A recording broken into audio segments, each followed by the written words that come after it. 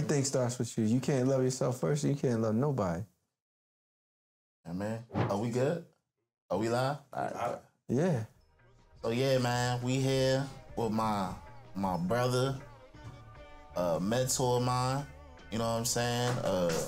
Inspiration, somebody that I look up to in the business sense as also as a man. You know what I'm saying? A father, a husband, a brother. Like I said, a business owner, a franchise starter. My brother's son, man, we in here. Legends Barber Company, man. What's up? Nothing, man. I appreciate you coming out. Yeah, man. Welcome to my domain. Yeah, we here in the second location, right? It's the second one. It's the second one out. Well, I don't really throw it out there too much because I mean, when we look at the content in the future, I don't want it to be like 1, 2, 3, 4, 5, 2 million. Like, but this is the second one. It's the second one. It's a big step, honestly. It wasn't the easiest step. Nah, I was there for some of that. I was there for some of those moments where I felt like I had to be who you usually are to me. Yeah. And just be like a voice to be like, yo, you got it. This is happening. You know what I'm saying? Go ahead. I wanna start with the name Legends because it's such a dynamic, powerful name to name your business. Legends Barber Company. Right. Like, take me with all of obviously we know what barber means, but Legends Barber Company. Take me through that process of naming your business that. My daughter's named my business. Your daughters? Yeah, I'm gonna give all the credit to God first. But I would be lying to you if I took all the credit for the name of the shop. Okay. I was looking at a real tiny space because I was trying to figure out what my next move was going to be because I was in a partnership that just wasn't going in the direction that I wanted it to go in. Okay. And I asked my daughter, what do you think we should name this thing? Because when it goes down in history, it's going to go down big. And I want it to be something that is memorable. And they came up with Legends. Wow.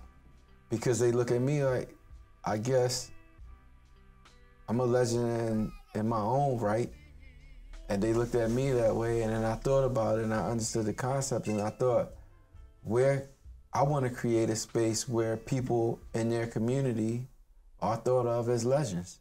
Okay. And I wanted the barbers, the greatest barbers, to be a part of that and be a part of that movement. And I wasn't going to do it in a way where I felt like they would think that I was trying to take something from them, because legends deserve to get their roses. Legends deserve to get their flowers. Legends put the work in. Legends create legendary moments. And I just want those type of people. And I'm a believer in manifestation. Yeah, names, when you name something and when you first of all, the fact that your daughters thought of that is also an extension of, like, I think your influence. Like you said, right? You think you believe in their eyes, you're a legend. So that's powerful to me because, it's just an extension of, like, the person I feel like you are. So, like, even though you gave it to somebody else to kind of name for you, it still is your imprint on it, And I wanted to talk about the company part because, usually people are like, such and such barbershop. Right. And that's it. You know what I'm saying? What's the barber company to you? I didn't feel like before we started doing what we're doing, I didn't feel like our industry was taken seriously. And in this culture that we live in, you gotta be a company. And we more than just, this brand is more than just barbering. We doing apparel, we doing things, community outreach. We doing a lot of things that I want us to be globally known for. And I want to bring all the barbers in it. It's just not a Legends thing. Right. It's a barber company thing. It's a network. It's a network. Yeah. Like, we got as a barber and as barbers, we have the opportunity to be in front of everybody on the totem pole. I believe that too, because, you know, when we talk, I always let you know, like a barbershop to me is more than just, like you said, somewhere to go get groomed or whatever. It's somewhere like, I mean, the wisdom is spread through the shop. You know what I'm saying? People, small businesses come into a shop to get started. Like, since I was young, that's always been what the shop has meant to me. You know, I was, if you don't know, I was a shop boy. That was one of my first jobs. And not only was I just sweeping hair and cleaning booths, I picked up a lot of my business sense from the barbers in the shop. Everybody had a different business sense with the way that they did their craft, you know. So I picked up everything from the barbershop. From how I do as a grown man, I picked it up as a young man. I used to pick you up. Yeah, you know what I'm saying? And Like, you used to play your music that you made off PlayStation. yeah, you know what I'm saying? Right. Then you went to sales. So it's such a big thing to me to be able to be in this interview and just to, you know, everything we've done over the years. Like, you know, like you said, I've been in this since a child. So I want to ask you, because since I've known you, right, I met you cutting hair. Correct. You was a young man cutting hair. And yes. You was always grinding. That's before we even really talked much. I seen you grinding. There's always people in your chair. Right. What was this always your career path? Was this something like you set out to do from a youngin'? Like, yo, I'm gonna cut hair. I'm gonna open a shop. I'm gonna create a brand. Was that always the direction? Nah. My direction, it started in 10th grade, and it started with me and my friend Kevin Francis finding a pair of clippers in the basement. Okay. And I messed this dude hair up so bad. I had to start paying him to cut his hair, but that feeling that I got from it, it was a rush like no other. And I wanted to be better at it, and I wanted to be good at it, and then it went from there. But it happened when I was in college. Okay. When I was in college, I had like 2 term papers due and 3 finals the next day, and my mom called me. And at that point, I was in love with money because I didn't have much of it as a freshman and a sophomore. So I kind of like, it was blurred lines. Yeah. I felt like I was almost crossing over. And my mom called me, and then funny enough, I had to go talk to her in my car because my chip phone, the battery was dying, and that was the only place I could charge my phone and talk to her. And I said, Mom, I wish that I could make the money of a lawyer that I'm trying to be, cutting hair. And she was like, going to school to be a lawyer? Yeah, I was going to be a lawyer. I'm a graduate of Penn State. Okay. Criminal justice. That's my major. And she said, well, you got to finish whatever you started. And if you ask God and you pray for it, whatever it is that you want to do, you'll be blessed. And it stayed in the back of my mind, but I was still like, man, you tripping. Right. I got to take these tests. I don't know how I'm gonna call you and tell you I failed these tests. Right. But I ended up passing them things or whatever. But nah, it always kept coming back to me. I was cutting hair in 10th grade. I graduated from high school. I went to Ocean City. I was running out of money. I happened to have my clippers.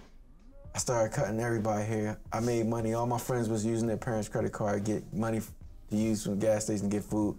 I had money. I went to the outlets, went shopping afterwards. Right. I went to the Army. Okay.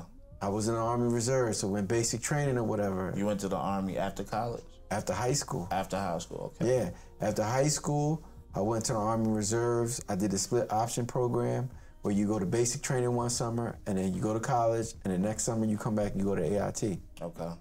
But what happened was I knew a lot of people that just were going to community college and they were doing things on the side to make money, and I thought that was the way to go. I just wanted my polos, my Honda Accord, Just want to be fresh in my apartment. And get around, yeah. Right. Just want your necessities. So when the opportunity came for something like the Army Reserves to be able to pay my rent, I was like, all right, let me try it. And me and my boys, we made this pact. But when I signed up, they said, I'm not doing that. And I was already stuck. So another way to supplement my money, because you waiting monthly to get paid, I broke up my clippers and started cutting the people in the barracks. It was just an ends to a me. Right. It was natural. It was just natural. Right. But then when I went to college my freshman year, Wu-Tang was hot and all that, so growing your hair out was a thing. So I grew my hair out, so I wasn't cutting my own hair. Right. But I got out of that phase, and I cut my hair, and everybody was like, well, who cut your hair? I did. So I started cutting everybody in college, and I started making some money doing that, along with other things. Right. But I was still like, I'm not gonna be a barber. People say, oh, you should be a barber. I'm like, well, I'm spending all this money to go to college. Are you crazy? I'm being a lawyer. Be a lawyer. Right.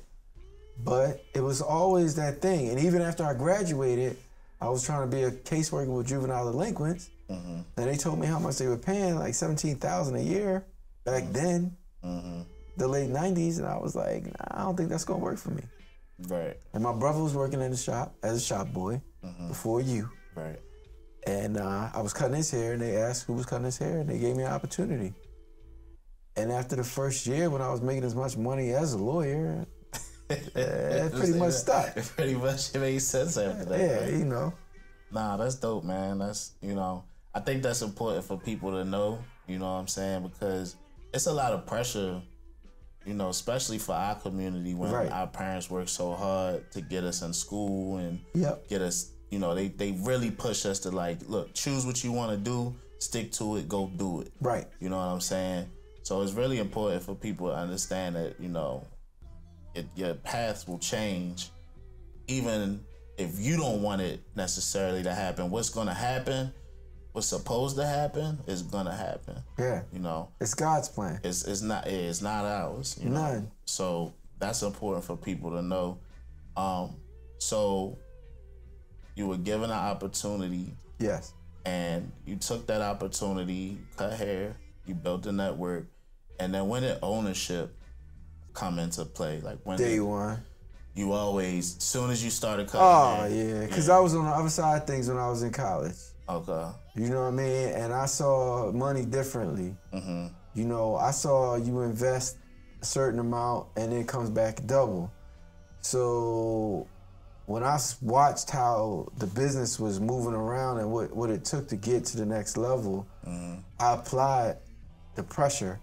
Like when everybody was going out to party, I was there. When everybody was going to the club, I was there. When everybody was spending their money frivolously, I was stacking. And in my mind, I was like, I see what the individual in front of me, Mario Naranjo, I'll give him his credit. Yeah, Mario. Mario was the man. He was the man. I wanted to be the man. Yeah. So in essence, he became my first mentor. Right. I think that it's very important for people to have mentors. Absolutely. That's why I started to show off like that too. Like, everybody can kind of look at somebody and they're like, oh, they this and they that. And, look at them as such a leader and a boss. And it's like, it takes each one teach one. You know what I'm saying? Like, a lot of that foundation comes from mentorship. You know what I'm saying? So right. I'm glad that you shouted out Mario because that's, he definitely was doing, like, he changed how I looked at barbershops when I was young. Oh, we had a fish tank in the wall. We had TVs everywhere. We had 2 PlayStations. Everywhere. Donuts out every Saturday. Right. Music, businesses coming through. And he crushed me off the beginning. He had me at 55-45. He showed me business. I went in that joint with 1 pair of clippers. He bought all my clippers for me, and I had to pay him back. Yeah. And he had me 55-45. And he had me in a stylist chair in the corner. And I had to cut all the kids. And every time you turn the chair, your feet would hit the wall. Yeah, I remember. But it's like, how can you get stronger if you never have to lift no weight? And he put the weight on me. And that's why I gotta give him his credit. Oh, that's great. And I'll be putting the weight on you. Yeah, you do. You don't play. I'll bet not come in here talking weak. I'm gonna tell you this, right? And it might go away, and I'm not trying to control the conversation at all in any way. You are, but it's cool. And I love it, because you know it. Because you know it. Because you know it. You know, you put me back in my place. But yo, I'm gonna tell you right now, dog, if this interview that you're doing for me right now isn't, I don't know, if it don't get 1 million streams 5 years from now, then we ain't do what God wanted us to do. Okay. But it's gonna have way more than that. Yeah, I was about to say, I'm not even worried about that part. You should. Nah, everything we do is gonna, it's about impact for me. You know what I'm saying? It's you know, and you know, the numbers can be fudged. Yep. I could get 5 million streams tomorrow. I know you can. You know what I'm saying? It could be fudged. Impact can't be fudged. You know what I'm saying? But getting back control of the conversation. I love it. So ownership was always something that... It was big. It was always something that was in mind. So in my timeline, in my mind, I felt like it took a while. Yes. What was the key component? Like, you know, why did it take the time it did? I don't think it took long or anything in the timeline. When did you know it was right to attack and finally be like, I'm opening Legends Barber Company? After my first barbershops that I owned, Supreme Cuts. Yeah. Because Supreme Cuts were partnerships. That was partnerships. I bought into that. Right. After a conversation with my wife. Okay. So back to your family. Your family is super influential in your decision making. I won't go deep into it because you'll find out when you get older you become more emotional. Right. Because things mean more to you. Right. And they mean a lot to me. Right. If it wasn't for them, I wouldn't be here right now. Yeah. So when you talk to your wife, she called me a cold bitch. Take that off if you need to. Nah, she was just like, you know, I see a lot in you, and you're doing a lot. Why aren't you taking this risk? And then I had 2 friends, Walter and Rob Wallace. And Rob was like, what are you doing? Stop being afraid. He said, all right, I'll tell you what. When you find a space, I'll put 50% down on it. When your rent come up, I'll pay 50% of your rent. You gonna do it? I say, yeah, come on, man. How do you, let me stop you there. How does it, because I know for me, I'm terrified to use people's money or anything. It never came to that. No, I know, but I'm saying, how did that make you feel at first? Like, was it like... It was a wake-up call. It was a wake-up call because it was like, it's just the terrifying feeling of using somebody else's money will be the same feeling that you use to empower yourself to get that money on your own. Right. And it just shows that, like, this how much somebody believes. They believe in you. They probably seeing more in me than I'm seeing in myself. And that's where the mentorship plays a big part in everybody's life, and it's why you need mentors, because they see and believe things in you that you might not see and believe in yourself. Right. You know, but the greatest mentor all of us have is God, and we just don't listen. Nah, we don't. You know, so if we listen more to that, we'll be further on. So to answer your question or whatever, yeah, and so I was like, nah, I can't. But he believed in me that. So at the time, I had a lot of money in Facebook. Okay. I sold my Facebook stock, and my wife, she believed in me. So I was like, well, if I mess this up, you know, you're still gonna rock with me, right? She's like, come on, I got you. I said, all right, cool. I took the risk. But I will give him his flowers, and I'll give Walter his flowers too, whatever. When I first signed the lease or whatever, it was some money sent. The Cash App. Venmo wasn't available at that time. But regardless, they was Right, they was behind me. They was behind you regardless. Right, and then once I felt that, I felt the need to like constantly blow everything out the water. So it was a push, and it was a blessing. It was a blessing. So you opened Legend Barber Company. Right. And what year was it? 2017. 2017. Okay. That's how many years after you stepped into the shop for the first time? Like to cut? 1998 is when I stepped into the shop. Okay. So it's 19 years. That's 19 years. Right. So and I pointed that out because I paid my dues. Exactly. And a lot of people like, I think with this internet age we live in, where you can see snapshots of people's lives and their accomplishments, and you don't really know the day-to-day. I think it's important to note like how much work really goes into something sometimes for people, for them to really understand how much dedication you gotta have to something, to own your own things and be bigger and think bigger. You know what I'm saying? Especially when you're a person, I think, that cares about the fine details and like you're gonna go into it when, like you said, you feel it's right. Right. You know what I'm saying? And so you open Legends Barber Company. Now, I know that everything up until that point didn't go smooth. No. When you first opened your business, your brand, tell me about a time where you felt like as soon as you opened it, you were like, oh shit, I shouldn't have did this. Was there ever a time you felt like, oh damn, what did I just do? You know, the first day I opened, the brand new air conditioning wasn't working. It was 98 degrees. I had a doctor's appointment for something, on a conversation for a whole nother day that was life-changing, and I was being extorted at the same time because someone who now has become my friend and we work together on stuff or whatever, I don't think it was intentional, but it felt like I was being extorted because I didn't use his contractors, but I used my friends that were doing it for free. Right.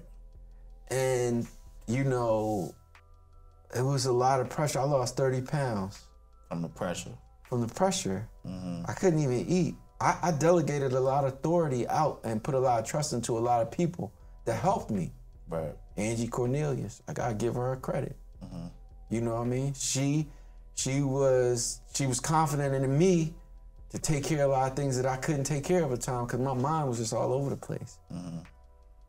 You know, Twan helped me get my staff. They just believed in me in my weakest moments. And God stepped in. He gave me that confidence in my weakest moment to be like, you gotta put up or shut up. I think it's dope, like, you know, so many people, when they tell their story, they, you know, everybody wants to be the hero in their story. But what's dope about, since we started talking, is how much honor you give to your support system, your family, the people in your life who encouraged you. And like, you know, you say God, but like, I believe God worked through people. Right. You know what I'm saying? Right. So God, to me, how I'm listening to it, make sure you work through the people around you to keep everything going in the plan it's supposed to be in. And like, that's so important because everybody wants to be the lone hero in their story. Like, I did it on my own. Right. Ain't nobody like, and I just, it's admirable to me that you putting people by name. I'm putting names out there. This person did this. This person did that. I'm putting names out there because the foundation, right? And so if I can help anybody, or if I'm going to be influential to anybody or motivational to anybody, I got to tell them the truth. And the truth can't start at the pinnacle. Right. How can you be at the pinnacle and you don't have no foundation? You're going to drop. You're going to drop. So if I know what got me here, right, best believe I'm trying to go to another level. Right. So the foundation that got me to this point, everybody know who they are, and that's solid. Right. They grow, they get bigger, right? Right. And I'm the next level, right? That got pushed up. It's gonna push me to the pinnacle. And then when I get to the top, then I'm gonna be heard. But right now, we just starting. But I know, just like the production, just like the lighting, just like the camera people, everybody that got something to do with this right now. Yep. Oh, I love it. And nobody's gonna remember the person. They remember the foundation. You know, so many people that develop movies by looking at the credits. I want the best people. Yep. If you ain't on the credits, what we doing? Nah, you right. Cause they'll be like, I got such and such. How do people get their street cred up? They keep name dropping. Right? Yep. Nah, that's some. You right. I'm name dropping. Nah, that's dope. I just wanted to point that out, man. You know what I'm saying? Appreciate you. I like to do that too. You know what I'm saying? I don't lose nothing or no power giving power to the people who deserve it. You know what I'm saying? Right. And so now we at Legends. You open your own situation. Right. You have support of your family, people around you that want you to do this. Then COVID. And then COVID, right? Right. COVID. Right. Let's what you know, we all know where we all were in COVID. I think we all took it differently. Right. What did COVID do? Let's do this. What did COVID do for you in the negative and the positive? Because it's a duality to everything. What were those things? Just give me a couple of those things. The negative part of COVID was the fact that I had to realize that the people that helped get me here in the four walls of my house, because I was trying to impress them or strive and take care of so much, I didn't pour into them as much as I wanted to because I wasn't around.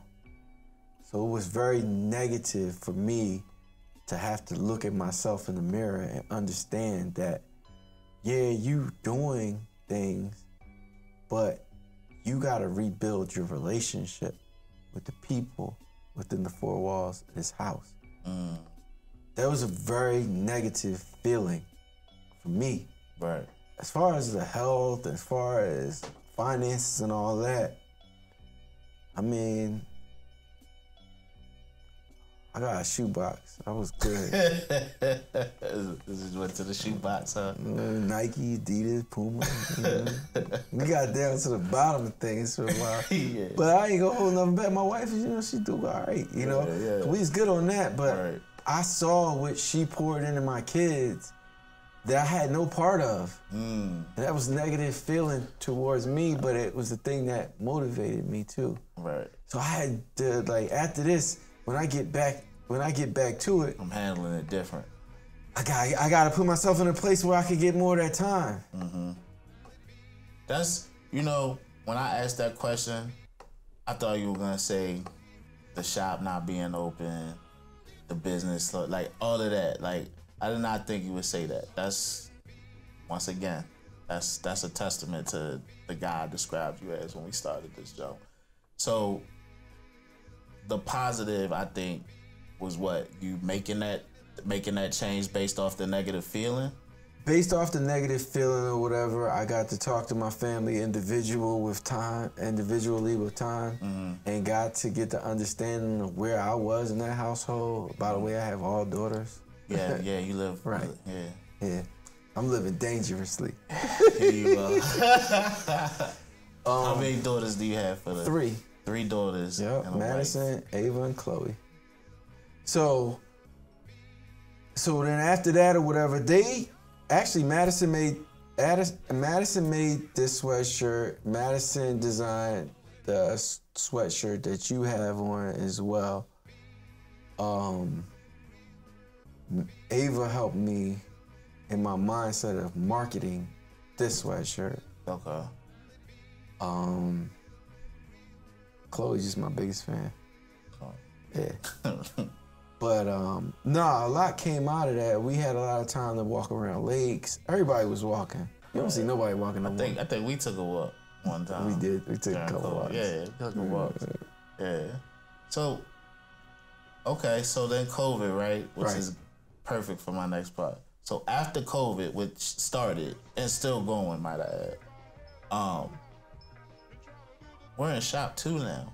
Right. What happened between COVID and now sitting in shop 2? Because COVID, I know for me, as a person that gotta be outside, I was already like, in my head, I was like, oh, this is done. I do shows, I do, you know what I'm saying, music. I gotta be outside with people. I'm like, this is over. I got a job at a restaurant. You know what I'm saying? I started doing things I've never, ever had to do or would do during COVID because it was over for me. So that was 2020. That was beginning of 2020. We at the end of 2022. Right. That wasn't that long ago. Right. That things looked like that and felt like that. Right. We're sitting in shop number 2. Right. What happened between then and now that made you feel like it's time for shop 2? My team stepped up. Your team stepped up. All my barbers stepped up.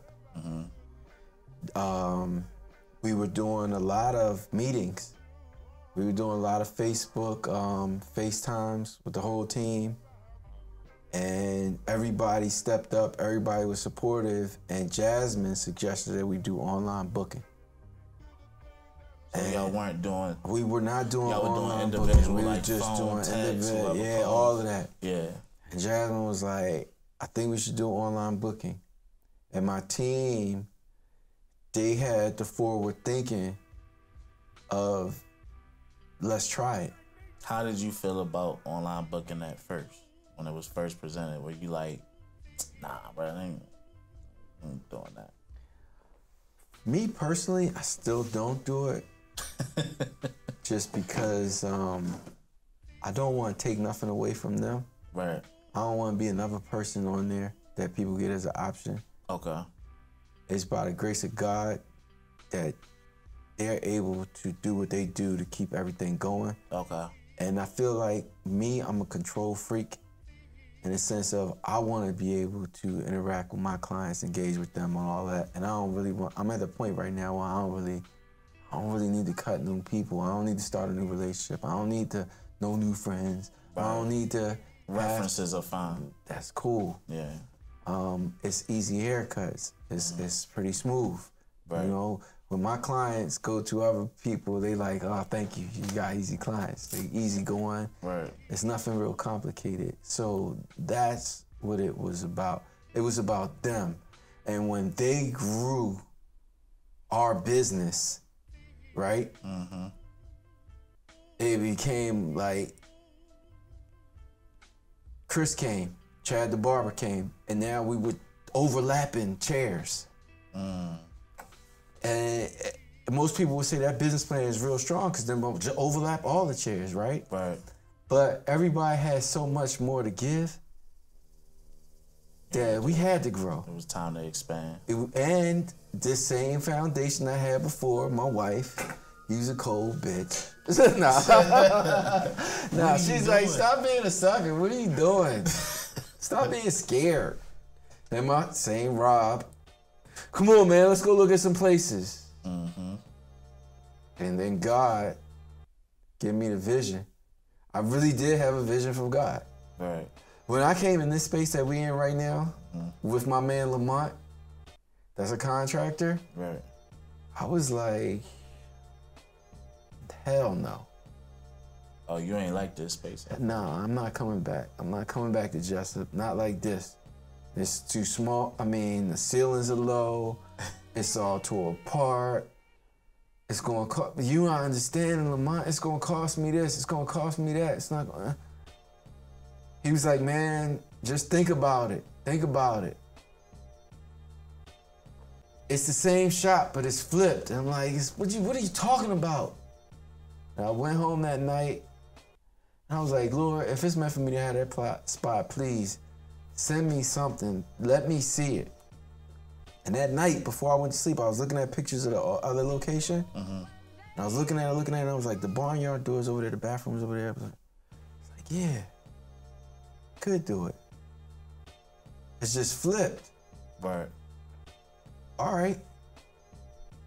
And I woke up that next morning and I was like, all right, I'm gonna do it. So I met with my other contractor and I had him come up here.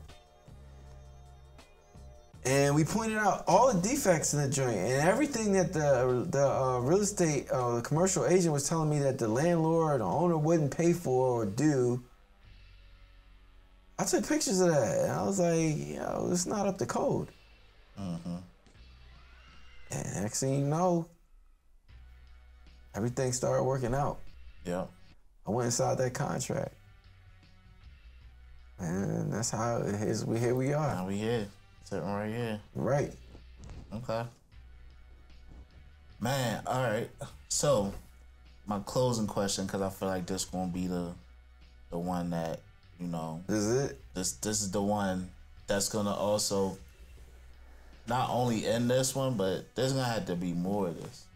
All right. You know what I'm saying? Because this is just, there's so much more to go into. It's the foundation. But this is a great foundation. I want to know, we know that Legends Barber Company is not just a shop to come get cut. And it's not just like about your barbers or anything else. I want you to explain your vision as of today for Legends Barber Company. Like, give me the perfect world vision from where it goes from today into the future. From today to the future, what it's gonna be is it's going to be the foundation, the backbone, the barber company that creates legends inside and outside the chairs. And I say that by stating and showing that I will create spaces that are aesthetically pleasing so that every barber that works in these spaces as contractors, not on percentage, I could go to the top real quick on that. But I'd rather be in a room full of six-figure guys and females that are happy than being the head honcho and everybody struggling. This ain't emancipation. Right. You know? So as far as the rest of the barbers out there, why they should stand behind the brand, why they want to be a part of the brand, and what I see in the future is that we're creating spaces to influence and inspire a lot of people. And it's starting with the space and the facility. And then it goes to the level of professionalism and customer service. And then it goes beyond that to skill set. Each one teach one. You know, the best is it. That's it. The best is it. I remember I asked you who should I refer my friend to on the booking site, and you said anyone. Oh, my whole team is. I have the strongest team out there. Yeah. So just so people know, he ain't just saying that. Like, he really, this is real time. Oh, it's real time all the time. You can look on the website, you can look on Instagram or whatever. I mean, we ain't hard to find. Yeah. I mean, I could call my barbers right now. They'll tell you where we at. We right here. We right here. Yeah. All right. So I feel like there's a little bit more to it as well. All right. Because look at what we're wearing. Right. So I had an epiphany, and it's real, and it's based on what I've been through. Life is short, and everybody is trying to figure out what eternal life means. But all I can do is speak for myself, and I hope that it permeates through everybody that hears this. Eternal life is when your soul is constantly awakened and around the people that you know or don't know that were inspired and motivated by your existence.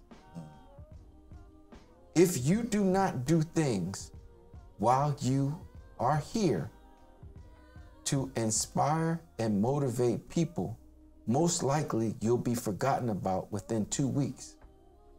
However, God put us on this planet to build each other up and get to the place where we can be with the Most High, right?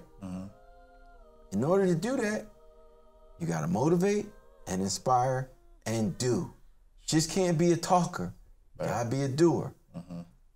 And when you do these things, we all have expiration dates and we don't know when that day is gonna be, when, what time, how it's gonna happen. It's gonna happen. When you are remembered and you're brought up in conversation, your soul is gonna come back around. To me, that's eternal life. I want eternal life, but I don't want it just for myself. I want it for everybody. Everybody. And most of all, for the people that know me and that I love. And if I'm interacting or dealing with you, I mean, I don't really deal with people I like. If you dealing with me, I love you. Right. Period. And if it's not that, then I'm trying to get you where you need to be. Right. Trying to get it out of there. Come on, man. Right. When we built this one right here, I would tell people, I said, this is the equivalent. When you see this, if I told you I was swinging for the fences on the last one, I jack my knee up to my goddamn chin on this one. Period. So we going beyond the fence. That's it.